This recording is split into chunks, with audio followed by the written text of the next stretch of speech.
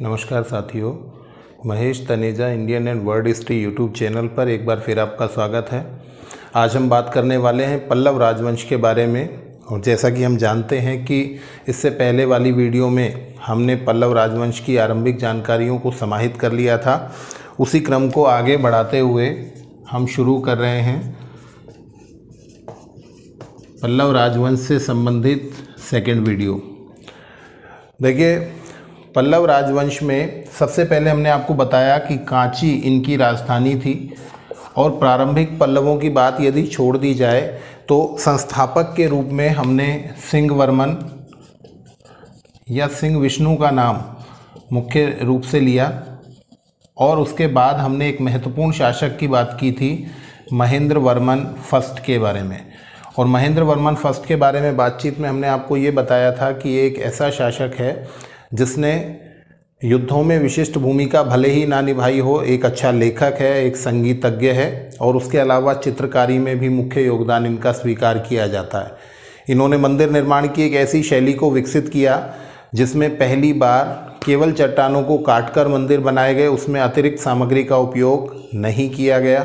तो इस तरह की उपलब्धियों वाले महेंद्र वर्मन फर्स्ट तक हमने बातचीत को पढ़ लिया था, जान लिया था। हमने आपको बताया था कि महेंद्र वर्मन फर्स्ट जो हैं वो अंतिम रूप से पराजित हो गए थे। किन से? पुलकेशिन सेकंड से। पुलकेशिन सेकंड जो आप लोग जानते हैं वातापी के चालुक्य वंश का सबसे प्रतापी शासक था।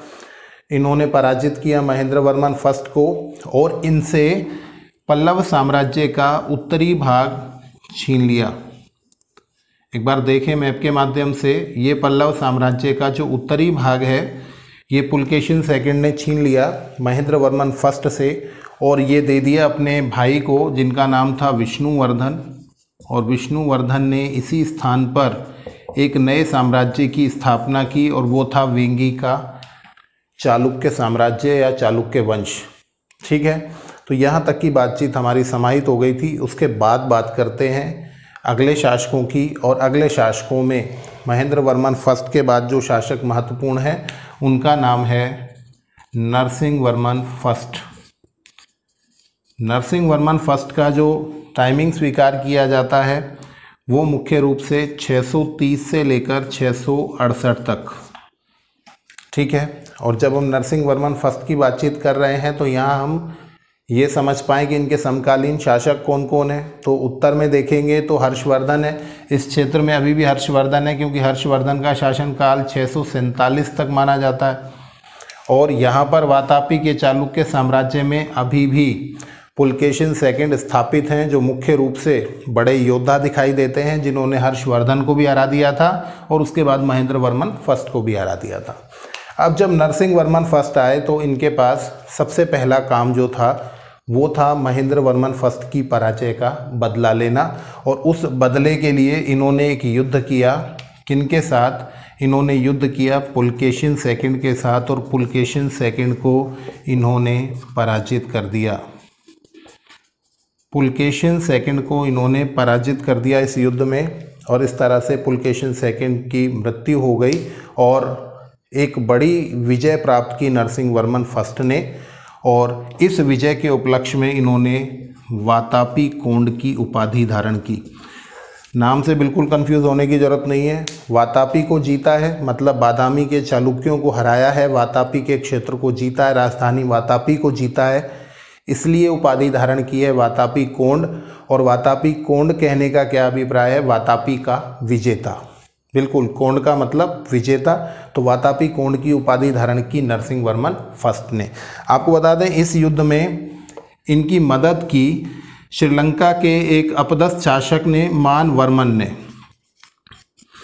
उस समय अपदस्थ स्थिति में नहीं है, उस समय श्रीलंका के शासक हैं मान वर्मन। इन्होंने नरसिंह वर्मन फर्स्ट को सपोर्ट किया जिसकी मदद से ये पुलकेशिन सेकंड को हराने में सफल हो गए।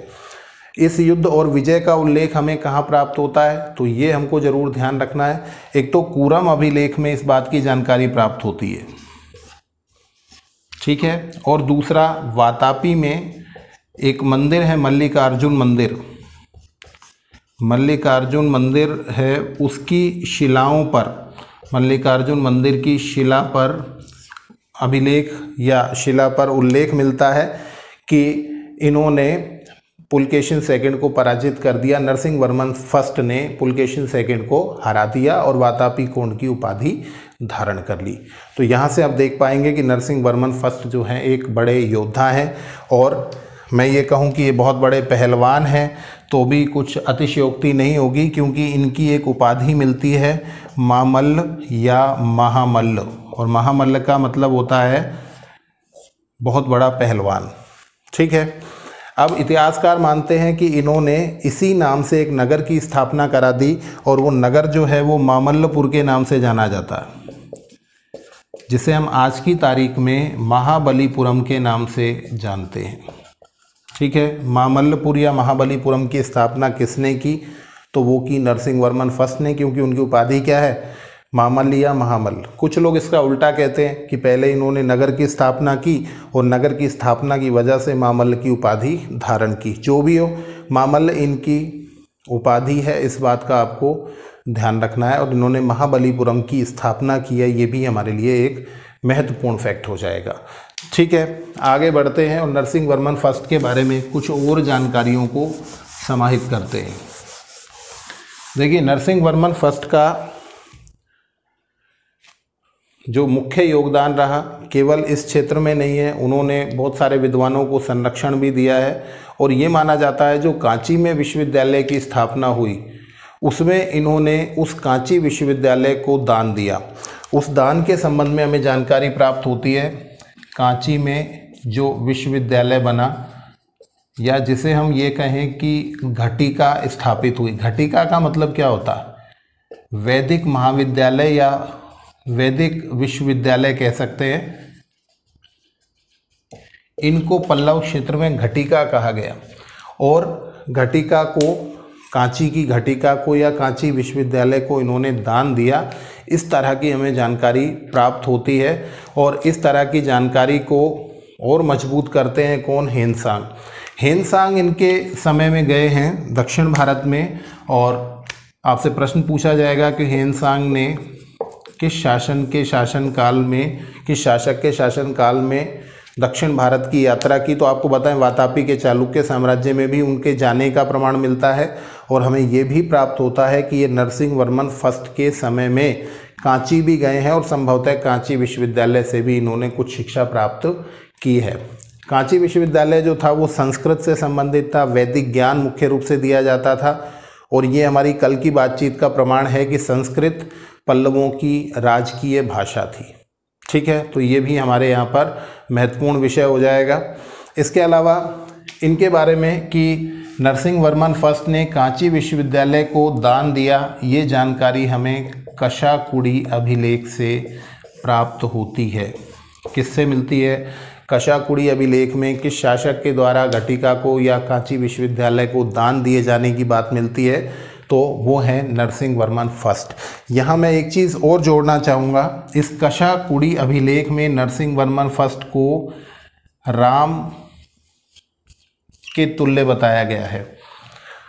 राम के तुल्य बताया गया है। इस घटना का मैं जिक्र कर लूँ, आपको बता दूँ कि ये जो मानवर्मन थे ये शासक के रूप में थे श्रीलंका में, और श्रीलंका में जब ये शासक के रूप में थे तो उसी समय इनका एक प्रतिद्वंदी हुआ, और उस प्रतिद्वंदी का नाम था हथदत्त। ठीक है, मैं रिपीट कर दूं, मानवर्मन जो श्रीलंका के शासक थे, सिंगल द्वीप के शासक थे, इनका एक प्रतिद्वंदी था हथदत्त, और इन्होंने क्या किया? हथदत्त ने मानवर्मन को पद से हटा दिया, और जब पद से हटा दिया तो मानवर्मन चले आए किसके पास? नरसिंह वर्मन फर्स्ट के बाद सपोर्ट लेने के लिए। नरसिंह वर्मन फर्स्ट ने मानवर्मन के साथ मिलकर हथदत्त को हटा दिया, समाप्त कर दिया, और इस तरह से मानवर्मन को पुनः उसका श्रीलंका का साम्राज्य प्राप्त हुआ। और जब इन्हें पुनः साम्राज्य प्राप्त हुआ श्रीलंका का, तो इस वजह से जिस तरह से श्री रामचंद्र जी ने विभीषण को श्रीलंका का साम्राज्य दिलाया था, उसी तरह से इन्होंने मानवर्मन को श्रीलंका का साम्राज्य दिलाया, और इस वजह से कशाकुड़ी अभिलेख में इनकी तुलना राम से की गई है। ठीक है, तो एक बड़ा फैक्ट होगा, इसको भी आपको ध्यान रखना है कि मानवर्मन को श्रीलंका के शासन पर पुनः स्थापित करने का जो श्रेय है वो भी नरसिंह वर्मन फर्स्ट को दिया जाता है। कला और संस्कृति के क्षेत्र में इनके योगदान को एक बार जांचें तो इन्होंने पहली बार भारतीय इतिहास में रथ मंदिरों का निर्माण कराया। इससे संबंधित शैली को इनके नाम से मामल्य शैली के नाम से जाना जाता है। इन सब रथ मंदिरों को सप्त पैगोडा के नाम से जाना जाता है। ठीक है, इसका हम जिक्र करेंगे मंदिर निर्माण की शैली में, डिटेल करेंगे कि ये महाभारत की कथा से किस तरह से प्रभावित हैं, कौन कौन से मंदिर हैं, कहाँ पर स्थापित हैं, ये सारी बातचीत हमारी डिटेल होने वाली है। फिलहाल आपको याद रखना है भारतीय इतिहास में रथ मंदिरों का निर्माण कराने का श्रेय किस शासक को दिया जाता है, तो नरसिंह वर्मन फर्स्ट को दिया जाता है, जिन्हें मामल्ल की उपाधि प्राप्त है, जिन्हें वातापी कोंड की उपाधि प्राप्त है। ठीक है, इसके अलावा हेनसांग की बातचीत हमने कर ली और हमने देख लिया कि एक महान शासक के रूप में इनका जिक्र मिलता है। एक इनके सेनापति का नाम कभी कभी पूछ लिया जाता है, तो शिरुतोंड। जब हम कह रहे हैं नरसिंह वर्मन फर्स्ट बहुत बड़े योद्धा हैं, तो हमें ये जानना बहुत ज़रूरी होगा कि इनके सेनापति कौन थे जिसके माध्यम से इन्होंने बड़ी बड़ी विजय प्राप्त की। पुलकेशिन सेकंड को हराया, श्रीलंका में मानवर्मन को स्थापित कराया। तो शिरुतोंड का नाम आपको यहाँ पर मुख्य रूप से ध्यान रखना है। अब इसके बाद बात करते हैं कि किस तरह से इतने महान शासक का अंत हो गया। तो आपको बता दें पल्लव चालुक्य संघर्ष चल ही रहा था, पुलकेशिन सेकंड चले गए। पुलकेशिन सेकंड के बाद जो शासक बने उनका नाम था विक्रमादित्य फर्स्ट। थोड़े समय तक अव्यवस्था रही, परंतु विक्रमादित्य फर्स्ट जब शासक बने तो इन्होंने नरसिंह वर्मन फर्स्ट को पराजित कर दिया।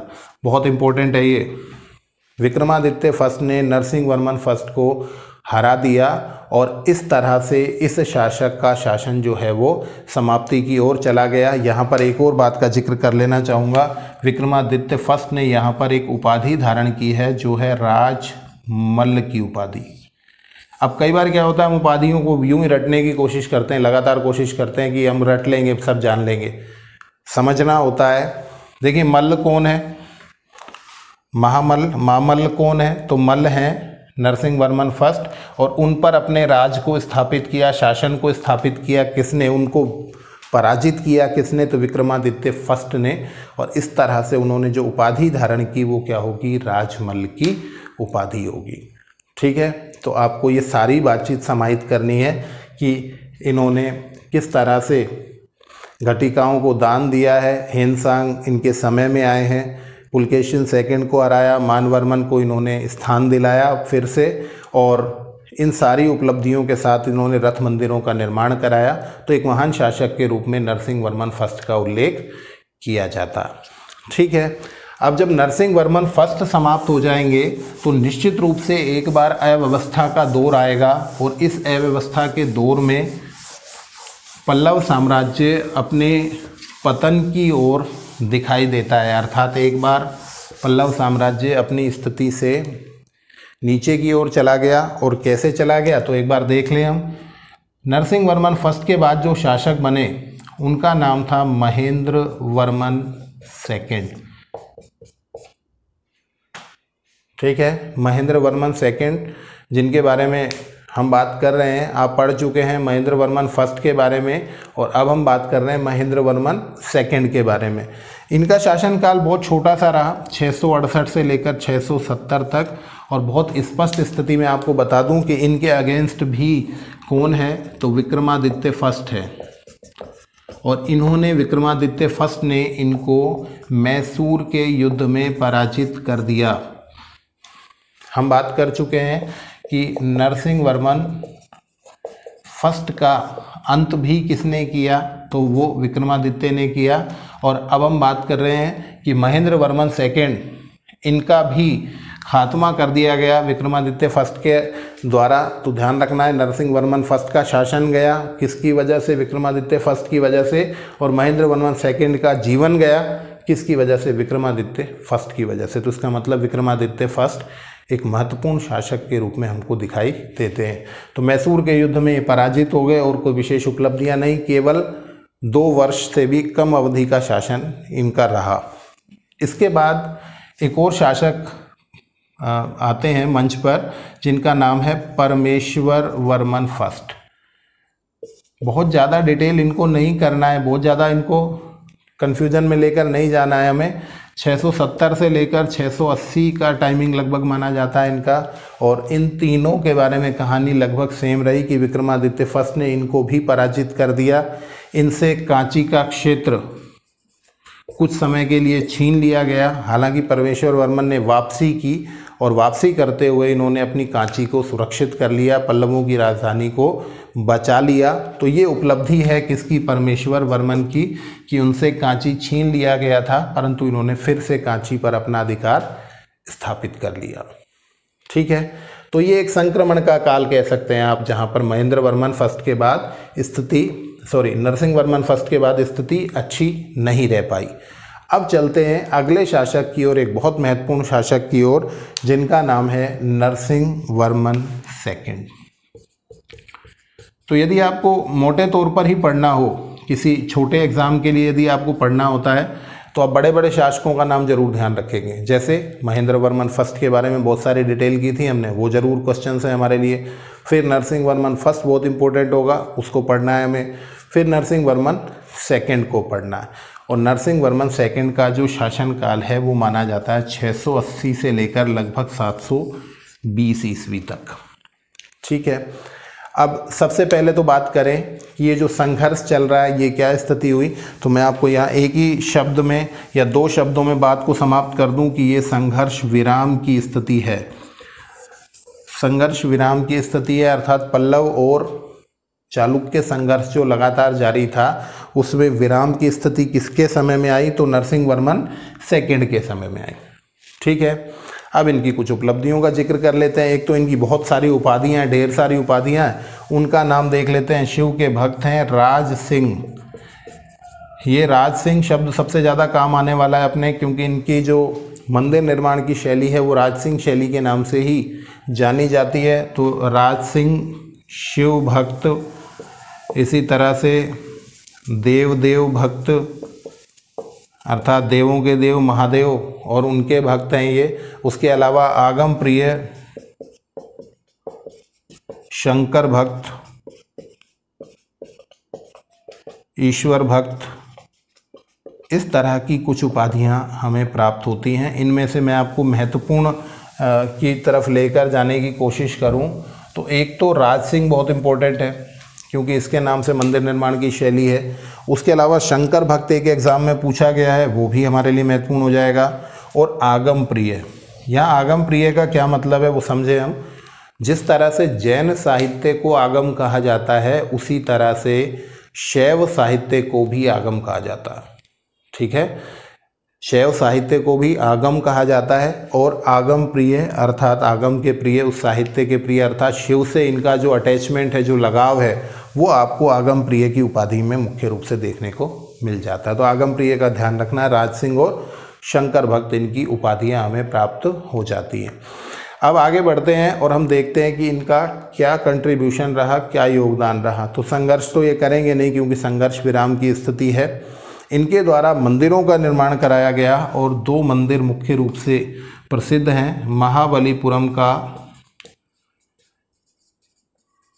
शोर मंदिर, जिसे तटीय मंदिर के नाम से भी जाना जाता है, बहुत इम्पोर्टेंट है ये।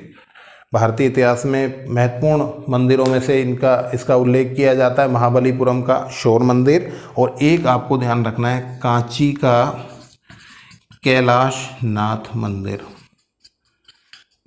अब यहाँ एक प्रश्न आपसे मैं और कर लूँ कि ये तो हुआ कांची का कैलाशनाथ मंदिर, एलोरा का कैलाशनाथ मंदिर किसने बनवाया? भारतीय इतिहास में दो कैलाशनाथ के मंदिर प्रसिद्ध हैं। एक तो कांची का कैलाशनाथ मंदिर जो हम बात कर रहे हैं, किसने बनवाया? नरसिंह वर्मन सेकंड ने बनवाया। डेफिनेटली कांची में बना है तो पल्लव बनवाएंगे, इस तरह से समझें हम। तो कांची का तो बनवाएंगे नरसिंह वर्मन सेकंड। और यदि मैं ये कहूँ कि एलोरा का कैलाशनाथ मंदिर किसने बनवाया, तो एलोरा में जो भी सांस्कृतिक उपलब्धियां हम देख पाते हैं, जो भी स्थापत्य चित्रकला को देख पाते हैं, उसमें सबसे ज़्यादा योगदान माना जाता है राष्ट्रकूटों का। तो यहाँ से आपको क्लू पकड़ना है कि एलोरा के कैलाशनाथ मंदिर का जो निर्माण है वो कौन करवाएगा? तो वो राष्ट्रकूट कराएंगे। और राष्ट्रकूटों में एक शासक थे कृष्ण प्रथम। दंती दुर्ग के तुरंत बाद जो उनके चाचा शासक बने थे कृष्ण प्रथम, उन्होंने एलोरा में कैलाशनाथ का मंदिर बनवाया था। तो ये दोनों ही मंदिर आपको ध्यान रखने हैं, ये दोनों एग्जाम में आते हैं और बड़ा कंफ्यूज करते हैं बाद में। ठीक है, तो कांची के कैलाशनाथ मंदिर का निर्माण नरसिंह वर्मन सेकंड ने कराया। एक और बड़ी उपलब्धि हम बात करें तो नरसिंह वर्मन सेकंड के जो चीन के साथ बड़े अच्छे संबंध रहे हैं, चीन के साथ अच्छे संबंध रहे, इसके 2-3 प्रमाण मिलते हैं। एक तो इन्होंने चीन में अपने राजदूत भेजे हैं, राजदूतीय संबंध हमें यहाँ से प्राप्त होते हैं। उसके अलावा चीन का जो दक्षिण भारत में व्यापार था उसमें कुछ बाधाएं आ रही थी। चीन का जो दक्षिण भारत में व्यापार था इसमें एक बाधा के रूप में तिब्बत वाले लोग थे, आपको बता दें तिब्बत के लोग बाधा पहुंचा रहे थे, और उसके अलावा अरब लोग यहाँ पर बाधित कर रहे थे। तो इस चीज़ से परेशानी थी चीन को भी, और इस चीज़ से परेशानी थी दक्षिण भारत के मुख्य शासक नरसिंह वर्मन सेकंड को भी। इस वजह से नरसिंह वर्मन सेकंड ने सपोर्ट किया किसको, चीन को। चीन की सेना ने तिब्बतियों और अरब जो थे उनको पराजित कर दिया, उनको दंडित कर दिया, और दंडित करने के माध्यम से इन्होंने जो दक्षिण का चीन के साथ व्यापार था उस व्यापार की पृष्ठभूमि को स्पष्ट रखा, अर्थात वो व्यापार सुचारू रूप से, सुगम रूप से संचालित रह सका। ये हमारे लिए एक बहुत इंपॉर्टेंट फैक्ट है। ठीक है, चीन के साथ बहुत अच्छे संबंध है, मैं फिर कह रहा हूँ, और इसी से संबंधित एक प्रश्न जो बार बार पूछा जाता है वो देख लेते हैं। आपको बताएं, इन्होंने चीन के जो बौद्ध भिक्षु हैं, चीन के बौद्ध भिक्षुओं के लिए नागपट्टनम में एक विहार की स्थापना कराई। बहुत ज़्यादा इम्पोर्टेंट है, बार बार पूछा जा रहा है प्रश्न, तो आपको ज़्यादा याद रखने की ज़रूरत नहीं है। नरसिंह वर्मन सेकंड के चीन के साथ अच्छे संबंध हैं, और चीन से संबंधित जो 2-3 महत्वपूर्ण तथ्य हैं वो अपने आप इनसे जुड़ जाएंगे कि राजदूतीय संबंध भी इन्हीं के हैं। उसके अलावा तिब्बत और अरब जो लोग हैं, तिब्बती और अरब के जो लोग हैं उनको दंडित करने में चीन को सहयोग भी इन्होंने दिया, और चीन के बौद्ध भिक्षुओं के लिए नागपट्टनम में एक विहार की स्थापना भी इन्होंने कराई। ठीक है, तो ये आपको ध्यान रखना है। चीन के संदर्भ में जो भी प्रश्न आपसे पूछा जा रहा है उसका आंसर पल्लव राजवंश में से कौन सा होगा, तो नरसिंह वर्मन सेकंड होगा। इसके अलावा एक और महत्वपूर्ण बात करें, इनका एक वायुलूर अभिलेख है, और इस अभिलेख से हमें इस वंश की वंशावली प्राप्त होती है। और वंशावली का मतलब यह है कि आरंभ से पूरी वंशावली मिलती है जहाँ तक इन्होंने शासन किया, और महत्वपूर्ण ये कि उसमें कुछ ऐतिहासिक प्राक कथन दिखाई देते हैं। आपको बताएं, एक प्रश्न आपके सामने आएगा चोल साम्राज्य के अंदर, जिसमें राजराजा फर्स्ट के बारे में ये कहा जाएगा कि ऐतिहासिक प्राक कथन से अभिलेखों को शुरू करने वाला शासक कौन था। तो ऐतिहासिक प्राक कथन का मतलब पहले की बातचीत को भी समाहित करते हुए आगे बातचीत करने वाला कौन था। तो उसी तरह की एक शुरुआत जिसे कह सकते हैं वो किसने की, वो नरसिंह वर्मन सेकंड ने की। ये हमारे लिए इम्पोर्टेंट है। और कौन से अभिलेख में, वायुलूर अभिलेख से हमें पल्लवों की वंशावली प्राप्त होती है, और ये किससे संबंधित है, नरसिंह वर्मन सेकंड से संबंधित है। ठीक है, अब इनके बारे में जब सांस्कृतिक उपलब्धियों को जिक्र करेंगे तो एक महत्वपूर्ण व्यक्ति का नाम यहाँ शामिल करना है। इनके दरबार में एक बहुत महत्वपूर्ण रचनाकार हुए जिनका नाम था दंडी। दंडी संस्कृत के बहुत बड़े रचनाकार माने जाते हैं, और ये किसके दरबार में थे, नरसिंह वर्मन सेकंड। यहाँ पर मैं रिपीट कर दूँ, सिंह विष्णु के दरबार में भारवी थे जिन्होंने किरातार्जुनीयम लिखी थी, और यहाँ है दंडी। और दंडी की 3 प्रसिद्ध रचनाएं हैं, काव्यादर्श, अवंती सुंदरी कथा और दशकुमार चरित। बहुत ज़्यादा डिटेल हमको करने की ज़रूरत नहीं है, परंतु हम आपको बता दें कि काव्यादर्श जो है वो काव्य से संबंधित इसके सिद्धांतों नियमों का संग्रह है। कविता या काव्य से संबंधित नियमों का संग्रह जो है वो हमें यहाँ पर प्राप्त होता है। अवंती सुंदरी कथा जो है, आपको बता दें, ये एक शासक हुए मानसार, मालवराज मतलब मालवा क्षेत्र के शासक मालवराज मानसार हुए हैं। उनकी पुत्री जो थी अवंती सुंदरी, उससे संबंधित एक कथा हमें प्राप्त होती है, एक कहानी प्राप्त होती है। ये दंडी की मुख्य रचना है। और भी महत्वपूर्ण रचना इनकी है दश कुमार चरित। आपको बताएं, पाटलिपुत्र के एक शासक थे जिनका नाम था राजहंस। इनके 10 पुत्रों की साहसिक यात्राओं और संबंधित घटनाओं का जिक्र मिलता है, वर्णन मिलता है किस रचना में? दश कुमार चरित में। और ये दश कुमार चरित किसकी रचना है? दंडी की। तो ये तीनों आपको मुख्य रूप से ध्यान रखने हैं, दंडी की रचनाएं ध्यान रखनी है। और साथ में ये बहुत बड़ा तथ्य कि ये नरसिंह वर्मन सेकंड के दरबार में थे। और ये भी एक प्रमाण है कि पल्लवों की मुख्य भाषा थी वो कौन सी थी? तो संस्कृत थी। ये एक और मुख्य प्रमाण हमें यहाँ से प्राप्त हो जाता है। ठीक है, तो ये दंडी के बारे में बात की हमने, इनकी उपाधियों के बारे में बात कर ली। और आपको बता दें, संगीत का इनको भी बड़ा शौक था। हम महेंद्र वर्मन फर्स्ट को पढ़कर आए हैं, उनका संगीत से लगाव था। उसके बाद नरसिंह वर्मन सेकंड की बात कर रहे हैं हम, और इनका भी संगीत से बड़ा लगाव था। तो हमने इनकी उपाधियां देख ली। हमने देख लिया कि ये संघर्ष विराम की स्थिति है, चालुक्यों के साथ कोई विवाद नहीं है, परंतु चीन के साथ इनके संबंधों को आपको मुख्य रूप से ध्यान रखना है। दंडी का संदर्भ आपके लिए बहुत महत्वपूर्ण हो जाने वाला है। और इनके द्वारा जो 2 मंदिर बनवाए गए, ये भारतीय इतिहास के प्रसिद्ध मंदिर हैं, शोर मंदिर या तटीय मंदिर, और कांची का कैलाशनाथ मंदिर। तो इस तरह से ये सारी बातचीत हमें समाहित कर लेनी है। और ये हमने पढ़ा आज की क्लास में नरसिंह वर्मन फर्स्ट के बारे में, उसके बाद 2 कम महत्वपूर्ण शासकों के बारे में, महेंद्र वर्मन सेकंड, परमेश्वर वर्मन फर्स्ट, और अब हमने पढ़ा नरसिंह वर्मन सेकंड के बारे में। अगली क्लास में हम शेष शासकों की बात करेंगे और उसके अलावा बात करेंगे पल्लवों के मंदिर निर्माण की मुख्य शैलियों के बारे में। ठीक है, बहुत सारा धन्यवाद। जुड़े रहिए Mahesh Taneja Indian and world history YouTube channel से।